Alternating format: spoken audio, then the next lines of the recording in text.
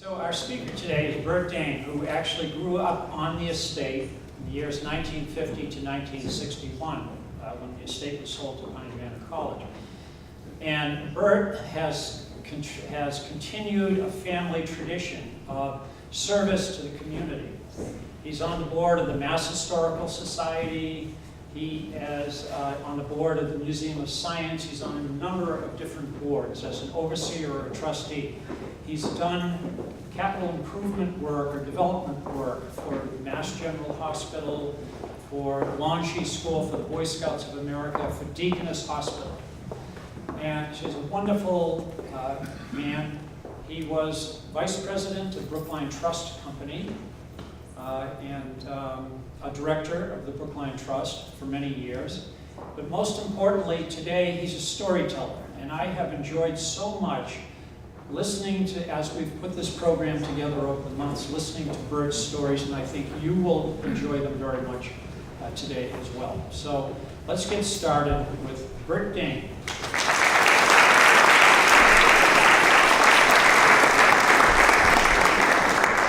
Thanks to all of you in the Brookline Historical Society for taking the risk of having me out here. Many thanks to John and also to Ken Liss, who has taught me more about my great-grandparents than I ever knew before. You have some real sleuths in your organization. And John sort of sends me 3 emails a day saying, wait, we found one more thing you got to put in the speech. So it may be getting a little longer. But and thanks to Tom O'Reilly for letting us come out here. It's great to see the house being fixed up again. You're right, it's expensive. I can remember winters where Amendola Fuel Company came to the front door.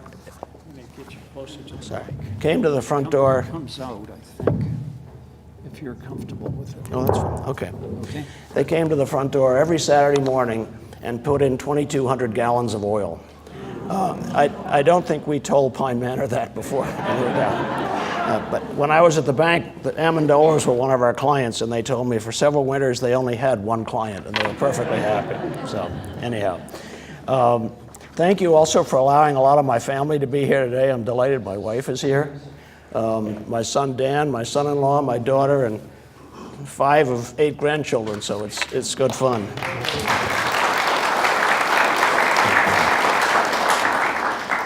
I'd like to talk to you today about 3 subjects. First, a history of this property and this area of Brookline. Second, an explanation of how my family ended up owning Roughwood, as I will call it. And third, what it was like as a young boy to grow up on this magnificent estate. I couldn't come running down the stairs and slide across the floor today the way I used to, but it was fun. I think people today find it a little incredulous to how we used to live here and what went on, but it was life as we knew it. As some of you know, my father, Edward Dane, addressed this group here in 1961, just before the property was sold to Pine Manor. I think his talk is on your website, so I'm not going to go into a lot of it, but I will summarize the history briefly again. I would give the same caveat my father did. Anything that's history, I learned from someone else, so it may or may not be true. Anything having to do with my life here is true, at least as I remember it, so we'll see. In the early 1880s, all of this property was known as the Brookline Woodlands and was owned by a gentleman named Thomas Gaffield. This area stretched from the present easterly boundaries across Woodland Road and even across Hammond Street. Starting where the Pine Manor Auditorium now stands, where later my family had a tennis court and significant greenhouses and gardens, the acres extended through what is now the Sewell Playground, formerly River School, and part of what is now Beaver School. Much of the land was swampland and wet marsh. The rest of the Gaffield property was woodlands, extending as far as the Horace James Circle. It also included a large peat bog, formerly called Putterham Meadows, and now known as the Putterham Golf Course, and you can understand why that is usually a very wet golf course. In 1988, Mr. and Mrs. William Cox purchased this property and built the main part of this house, not including this music room. My father told me the reason the Coxes moved out, finally, was that she became very sick and had to move to Arizona. It was later found out the reason she was sick, she had these fancy purple curtains hanging around her bed, and they were dyed with arsenic dye. And that was actually something that happened to a lot of people in that generation. Between the curtains and the wallpaper, arsenic was overused. So anyhow, it was sad news for the Coxes, but great news for my grandparents. When they bought the place in, I think, 1903 or 4, the main house was here, as I said, along with the coach house and stable, which is now the arts building and part of the library. And they also put up some of the cow barn complex, which you see there. With the advent of motor cars, my parents gave up the horses and added the garage, which is now the science building. The cars that you see there were Stearns Knights. They were the first cars my grandparents had, and they were remarkably unreliable. So I think they bought 2 or 3 at a time, and there was a full machine shop in the garage with lathes and pulleys, and great fun to play with as a kid. There were also bays for cars, a turnaround, a washstand, a squash court, and as I mentioned, a machine shop. They also added on the cow barn complex, which you've seen, many poultry houses, a pig pen, and a bull pen. And I think there are other buildings that I haven't mentioned. At one point, the land here totaled over 150 acres. But when we moved in, it was about 100 acres. Some of the land had been sold to the country club for what is now the Primrose Golf Course. My parents later on gave Dane Park to the town, which is about 15 acres, and that reduced the property here to about 85 acres. They also added on this music room, as well as an ever-expanding greenhouse complex, which I'll talk more about. My grandparents loved music, particularly organ music, and this room was added to house a 4-keyboard organ. The console was up there, and all the pipes were behind these fake pipes over here. There were, I think, 3,400 pipes. It was a big organ. My grandparents used to have regular music evenings here with dinner, and they had Ernest Mitchell come up from New York, he's on the left, to play the organ. Gregor Piatigorsky played the cello, if any of you are cello aficionados, and my grandfather actually gave him a Guarnero cello at one point that he quite liked. And on the right is Sergei Kusevitsky, who was the famous conductor of the symphony, the great double bass player, as his wife always referred to him, and a very good friend of my parents. My grandfather was treasurer of the symphony for years, and he had one principal duty, which was to cover the deficit at the end of every year. My grandparents also collected Asian art, primarily Chinese, and there were many cabinets in the library. You see one there, which was where you came through on the way down here. They particularly liked jade carvings and a pottery called Imperial Junware, and you can see several of them there. The things that look sort of like flower pots. These were beautiful glazed pots, and they were kept in the emperor's private quarters in his palace. We don't know how my grandfather got them. The Fogg Museum spent a lot of time this summer trying to figure it out and never could, but he did. And he gave the entire collection of jades and the Junware to the Fogg Museum for his 50th anniversary or 50th reunion at Harvard.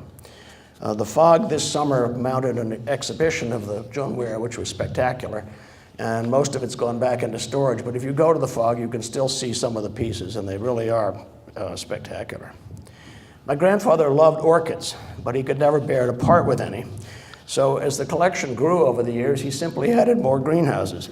I think by the time we moved in, there were probably 15 or 20 sizable greenhouses down behind where the gymnasium is now.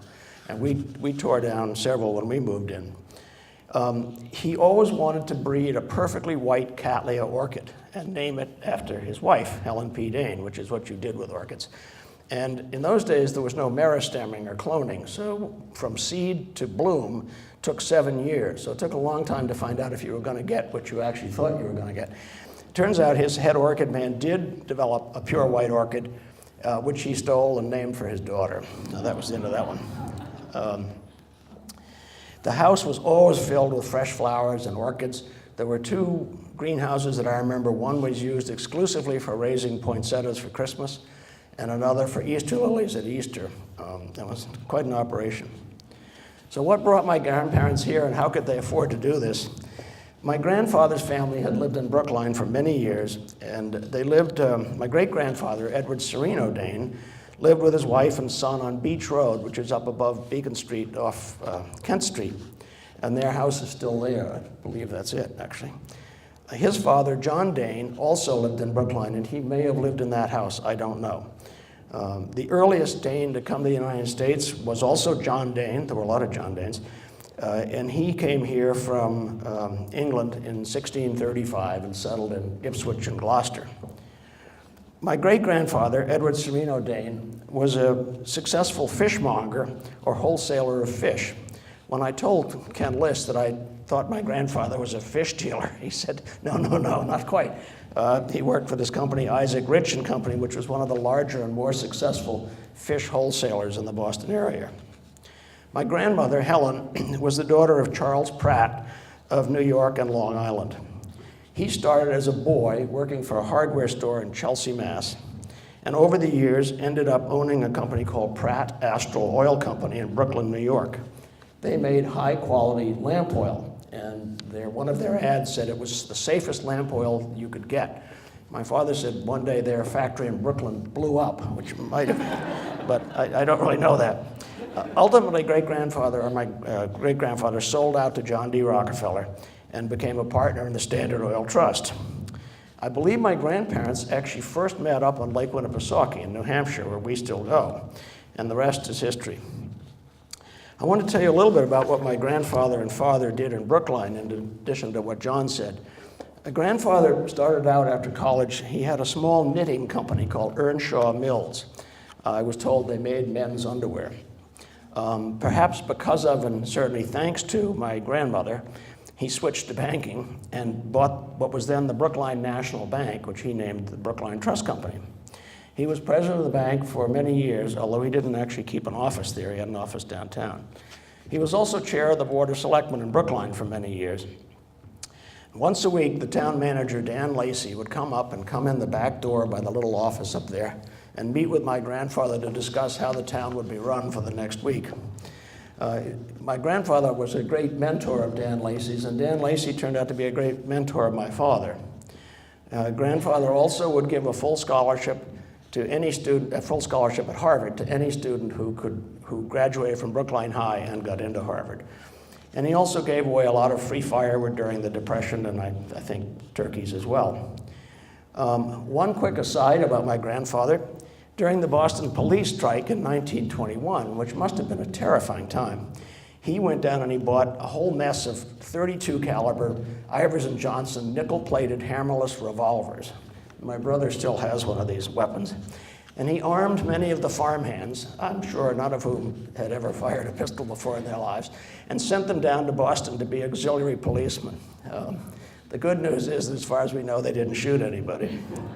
He also took all the cash out of the Brookline Trust Company and, accompanied by his well-armed chauffeur, drove up to New Hampshire, where they buried the money somewhere in the woods. And I spent a lot of time as a kid, hopefully digging up there. But they brought it back at the end of the police strike. My father succeeded grandfather as president of the bank, and he was also chair of the Board of Selectmen for many years. Toward the end of his tenure, the elections got nastier and worse, and he got awful tired of being here and having the phone ring every night with questions, and he decided to get out of politics. I think that's my father in the upper right there. It's nothing I ever aspired to do, fortunately or unfortunately. So lastly, I thought you might be interested in what it was like to grow up in this place, on a working farm in Brookline, just a few miles from downtown Boston. When I say working farm, I mean just that. We had 13 Guernsey milk cows, all of whom were not champions, but they were prodigious milkers. I remember seeing the charts in the barn, and each one of them was producing 40 to 45 pounds of milk a day. We had a lot of pigs, most of whom didn't make it through every year, but we had them. Lots and lots of chickens, ducks, and a flock of African geese. For those of you who don't know African geese, they're bigger than Canadian geese. They're a lot nastier, and they're a lot noisier. As Yarmouth Road was developed over the years, we got increasing complaints from the neighbors who said our geese were waking them up or keeping them awake or something. And I think my father's response was the geese were here first, so that took care of that. While my mother was here before my parents got divorced, she also kept horses. And she also had a pack of beagles, and that's a portrait of my mother with her horse Prince and some of the beagles. I used to be able to name them all, I can't anymore. They were in a kennel down behind the stable. And those were called the Sir Sister Beagles. They were a registered pack, and they would go beagle hunting on weekends up on the North Shore and Nantucket and places like that. Unless you think it was cruel, the beagles never actually caught the rabbit. They just chased it around a lot. It was good fun. I used to be one of the whippers in and run around snapping my whip and yelling at the dogs. We produced all of our own milk, cream, butter, all of our own eggs and chickens, ducks, or geese as they were needed for the table. We also, as I'll tell you, produced all of our own pork products. We always had roast goose for Christmas. It was an absolute tradition.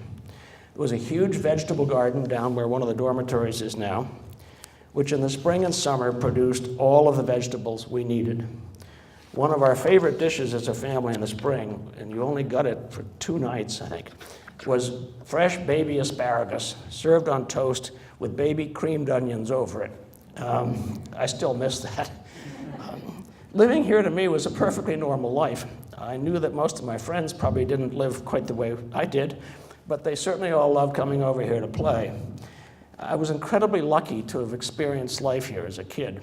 And for a young boy growing up on a farm that you didn't actually have to work on, and having every need catered to you in the house was pretty wonderful. Although at the time I just thought, well, you know, that's life. When we moved in 1950, my parents reduced the staff quite a bit from what it had been in my grandparents' day. Our family was forced to make do with only 1 chauffeur, a butler, a houseman, and 8 house staff or maids who cleaned, made the beds, did all our laundry, shined our shoes, darned all the clothes, waited on table, and cooked all our meals. All of our laundry, clothes repair, dry cleaning, and shoe shining was done in the house every day.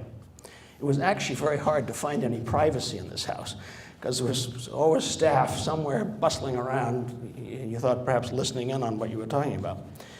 I do remember in 1955, one of the maids retired and went back to Ireland where she'd come from. And my father had to hire a replacement. And he hired a wonderful young woman named Sarah, who was the niece of one of the laundresses. And he had to pay Sarah $55 a week.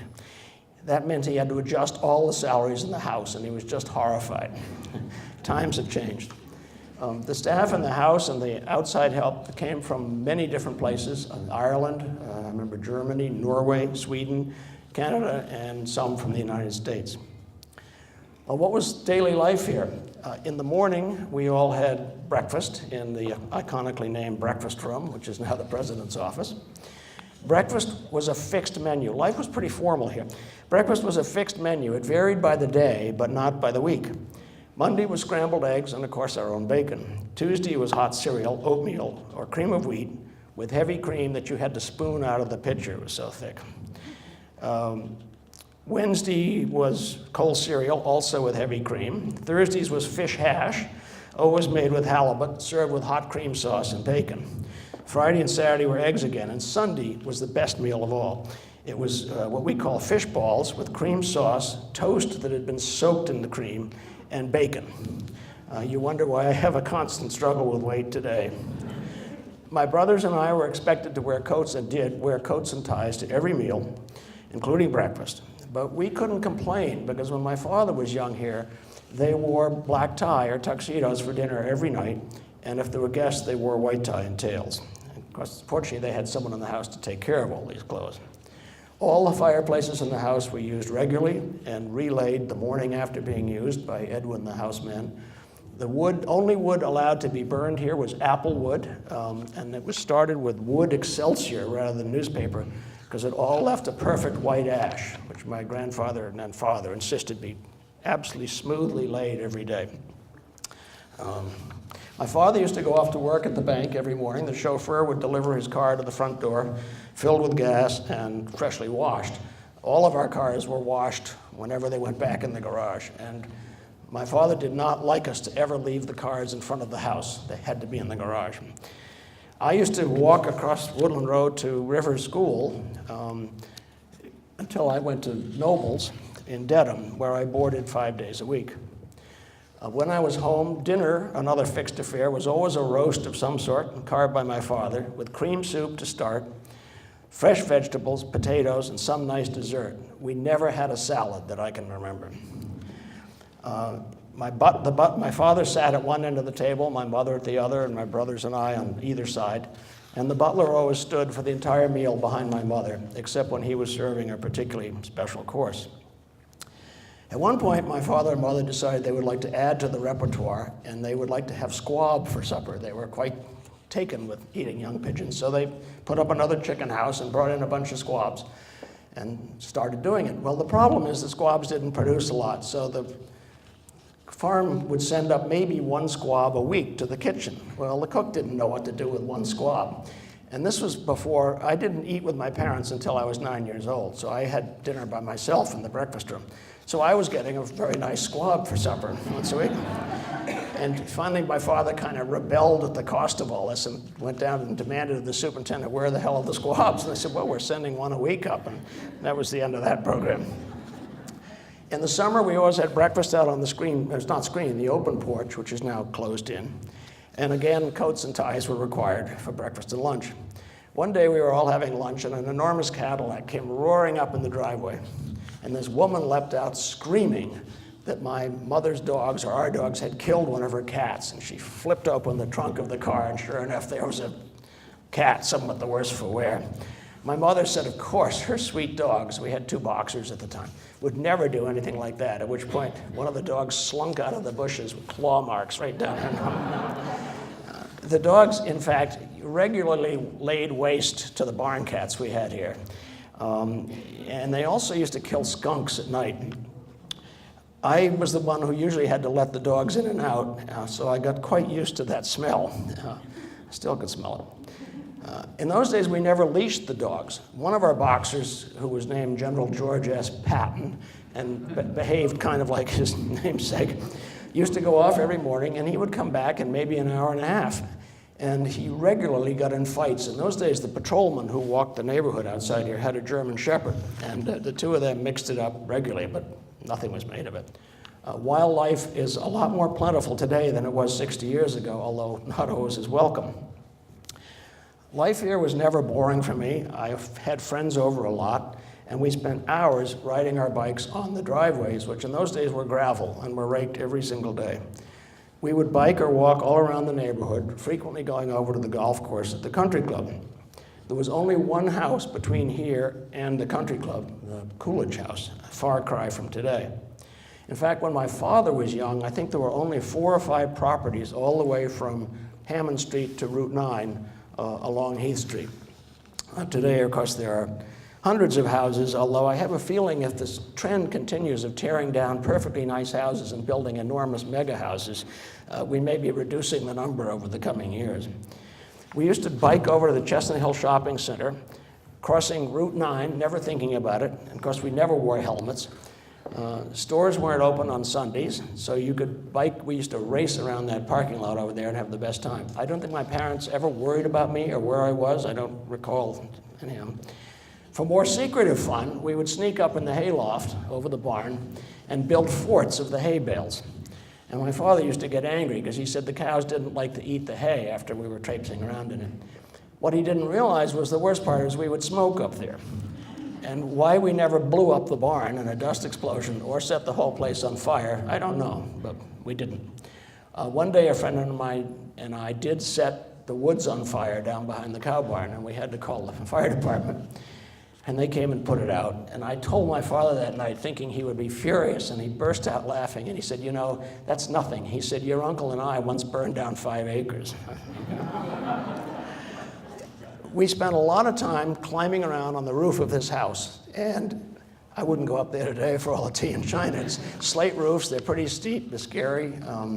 We never fell off and never worried about it. I think we also probably climbed every tall tree on this property. And when you go out at the end of the parking lot, there's a great big spruce tree, and you can't climb it anymore because the bottom boughs are now 30 feet up there. We were up on the top of that thing all the time. We used to love to come in and crawl around the organ pipes. and then also take them out and blow on them to see what they sounded like, the little ones. Some of the pipes were only this big. The biggest bass pipes were made of wood and were 32 feet in length. They came out up to the ceiling and over and down.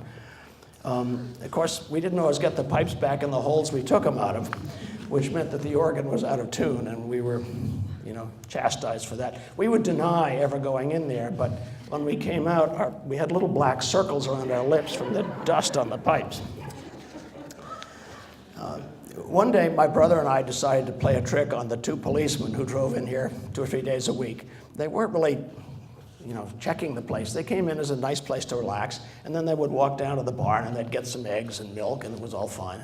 We talked to them one day, and we got this great idea. They left the keys in the cruiser. So we decided we would maneuver the police cruiser to get it completely wedged between two pine trees, which we did. It took us a while. Well, we thought they would think this was funny. They didn't. So they came back and they said, well, you got it in there, you got to get it out. And it took us a lot longer to get it out, and it involved going down to the garage, and it was a great big huge jack on wheels, and we had to pull that thing up, and we finally got it out of there. I spent a lot of time with the various farmhands, gardeners, and greenhouse staff. I've generally found that as a group, they were more interesting than my parents and their friends were. I learned to be nice to all of the people who worked here. They were always nice to me. I learned a lot from them. And I particularly learned one day when I made the mistake of talking back to the butler. And I was told in no uncertain terms by my father that night, a lesson that I've always remembered: don't talk back to staff and never be rude to staff. I didn't. I used to help the cowman milk the 13 Guernsey cows. It was all done by one guy by hand twice a day. I wasn't very good at it, but it was fun. Great fun to see if you could squirt milk into a cat's mouth when it went by. Our milk, by the way, was not pasteurized. None of us ever suffered from that. I used to help drive the cows down to the pasture, which was down toward the Quinby lot, and back in the summer. Indoors, they were inside all the time. I used to help slaughter, clean, and pluck the chickens. I won't go into how we did that, but it was quite a system. Help collect the eggs, and I had a pet goat that I played with a lot, Heidi. I occasionally watched the fellow who took care of the pigs, Harry Carson, slaughter and dress the pigs. It was quite an operation. I helped feed the pigs. As a punishment, I was required to go pick up acorns off the tennis court by hand. And there was a big oak tree at either end of the tennis court. There were a lot of acorns, but the pigs loved them. But Harry would go out with a rifle, shoot the pig in the head, drag it out of the pen, dress it, clean it out, and then swirl it in this big vat of boiling water to loosen the hide and the bristles, and then they could be scraped off. Considering that these pigs weighed 150 to 200 pounds, he was a remarkably strong man. I enjoyed watching the head orchid man in the greenhouse tending to the hundreds, if not thousands, of beautiful plants. Although I did learn never go in a greenhouse when the sign on the door said just sprayed. The spray they used was nicotine sulfate, which killed slugs. But if you went in there when it had just been sprayed, you coughed for about 2 weeks afterwards. We had a great big root cellar down under one of the sheds, and I used to love to go in there. There'd be 2 or 3 pig carcasses hanging there, bushels of apples, winter squash, pumpkins, and it had the most wonderful smell. I have no sense of smell anymore, but I can still remember exactly what the root smelled like. For sport, in addition to bicycling and playing pickup baseball and other stuff, when I got older and began to take up bird hunting with my brother and I spent a lot of time here shooting pigeons, not the ones that we ate. These were wild Boston pigeons. They were always around eating the chicken food and duck food and causing a mess. One day I shot a pigeon who, I hit it, fortunately he died, and he fell right into the pen where a big Tamworth boar was kept. The boar came, he was a big pig. He came roaring out of his house, grabbed the pigeon, and in one bite swallowed it. I never went back in the boar's pen again. It's kind of amazing to me today to think that we walked around here shooting small bore shotguns and occasionally 22s, and nobody apparently ever thought anything about it. Nobody ever complained. We were careful. We didn't, aim across the street or anything. But our other sport was at night. If you went in the chicken houses, there were these big wooden feeders filled with food. And if you went in at night and you flipped on the light and you whacked the side of the feeder, all these rats would come running out. And we had a little .22 caliber shotgun, a smooth bore .22, and we shot the rats. And it was pretty tricky to not shoot either your foot or a chicken. But we would leave the rats lying out on the step. And my father said when he was a boy, he and his brother went down there with a shinny stick at night and killed the rats that way. I learned how to drive here on the driveway, much to the detriment of my stepsister's new car. It had no clutch and no handbrake by the time I got through with it. Not to mention the edge of the cow barn and the various houses that I ran into as I was learning how to drive. When I finally got my own car, I didn't really know how to take care of it, as the chauffeur had always washed it, filled it with gas, and changed the oil. And when we moved out in 1961, it was a real shock to have to go to a gas station and actually buy gasoline. When we moved here in 1950, the formal gardens were extensive, although my parents gradually reduced them over the years to save money and turned it into lawn. There was a beautiful rose garden down behind, I guess, where the gymnasium is now. And I remember when they put that in, they dug 4 feet down and put in about a 6-inch layer of arsenic and then filled it up, and that was to kill the Japanese beetles. I presume the arsenic's long gone, I have no idea. There were fountains in 3 of the gardens, which we weren't supposed to play in, but we did. And one year I had a pet alligator that my parents had sent up from Florida for me, Snoopy. And Snoopy lived happily in one of the fountains, eating frogs and worms. And unfortunately, in the fall, I left him in one weekend too long, and that was the end of Snoopy. Interestingly enough, we never worried about security here. We did have a night watchman, and he went around all night long. He had this big leather round thing he carried with him, and there was a key hanging on every building, and when he got to the building, he'd wind the thing, and it would make a mark on a paper thing, so you could tell the next morning where he'd been and at what time. Other than that, and occasionally having to roust out young couples who were necking on the property in various places, he was mostly there to prevent fire. Unfortunately, we never had any, despite my efforts. We never locked the house, and until late 1950s, a schoolmate of mine came in here one day, and I guess there was nobody home. He went upstairs and stole some guns from my brother's cabinet, and he and his buddy had also stolen a car, and they went roaring out, and the police caught them out on Route 9. And after that, we locked the front door, which took a while to get used to. One of my final memories here, just before we moved out, was an evening when my father and my stepmother and I went down to the basement to the large wine cellar, and it was a big room. We proceeded to empty out many old bottles of wine, old whiskeys, and even a 5-gallon jug of bathtub gin. We poured all this liquor into a sink in the basement, getting sort of happily tipsy as we did it. The next morning, several of the staff upstairs complained because the fumes had gone right up the 3rd floor to the 3rd floor maids' quarters, and they were all feeling half high up there. It was sad when we left because most of the staff went off into retirement. My parents only took a couple people with them to New Hampshire. And the last night, we all went out to the kitchen, and the staff all ate in a dining room there. And there were many tears. The butler, the usual dour Scotsman, Fred Douglas, sang a couple of wonderful Scottish ballads. And then they all sat there and watched Bishop Sheen reciting the Rosary on television. It was the end of a wonderful era here for me and my family. Thank you.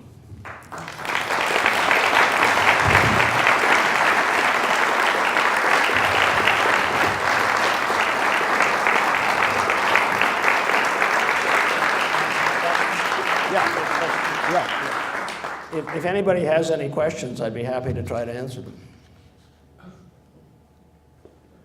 I'm going to say, Yes. Before, give you time to think of questions. You've seen on some of the pictures that the pictures came from Peggy Anderson. Peggy Anderson grew up on the estate and is here today in the audience. I can't see her. There she is, right over here. So just more history. But I see a question over here, John. Yes. I stole the question from my neighbor here, but one question is, why did your parents leave? That's a good question. I would say the primary reason was money. This was not a cheap place to maintain. It was a constant Not only the 2,200 gallons of oil every week in the winter, but a big staff everywhere. And I think my father was at an age where he wanted to retire to New Hampshire and have a more simple life. And, you know, I think we and the neighborhood were very fortunate in the end that Pine Manor came along and bought the place. There were a lot of other schemes afoot that didn't happen, thank God. Yes? Was this place Dana Hall at one time? No, Dana Hall was in Wellesley and still is. Pine Manor, I think, was part of Dana Hall. It was connected, but this place was never Dana Hall. Yep. Yes? The Dana Hall connection is that Helen Temple Cook, who founded Pine Manor College, was teaching at Dana Hall and thought that there was an opportunity to create advanced learning for women, and then she created Pine Manor College out of that. Yes, sorry. Did you know anybody in other large estates that were still operating? Like the Brandy and Anderson? No, I remember going to a party at the Laphams up the street, and they had a birthday party for one of their kids, and they had a zoo, including an elephant, and I'm not sure it wasn't a giraffe there too. And that was up on Hay Street. I mean, I'm sure my parents knew some of them. There must have been other estates. Oh, there were. I mean, there were 4 or 5 large ones here. I will tell you one funny story, which I shouldn't, but I will. The Coolidges lived over here, T. Jefferson Coolidge and his wife, and they were invited for dinner here. She told me this story, Mrs. Coolidge, when they were invited for dinner, and was a little bit irreverent. She's dead now. And she was walking around, and during the evening, she turned to my grandfather and she said, "Mr. Dane, why is the rich men all like orchids and organs?" And she said, "We were never invited back."